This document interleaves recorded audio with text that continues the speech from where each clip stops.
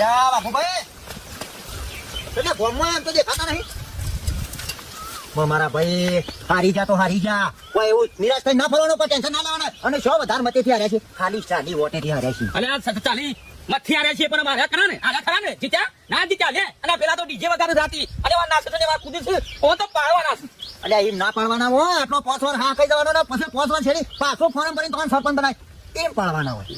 યાર ચૂંટણી પટી ગઈ એટલે બધું ભૂલી જવાનું, ખોટી લાવે એવું કઈ ના પાડવાના હોય. દગા થયા બાકી હું જીતવાનો તો ફાયદા. જોડે બેહવા વાળા કદરા નીકળ્યા છે, જોડે બેહવા વાળા ભાઈ કોણ થાય દાદા રબ ભાતા ને એમ તો પોસમણ ગોટા ઘેર ખાઈ ગયા છો, દારૂ ઘણું પી ગયા છો અને હવે આમ સીટ પકડી નિશા પીધું છે તો તમારે પેલા જે વોટિંગ કરવા વાળા હતા જે પેલા 4-5 ઘર હતા હોનારે નિશા પીવું છે. એટલે આપણો આ શું છે અમે પોતાના ઘરે ત્રણ વખત મોસો બધી ઉડી નહીં જાય.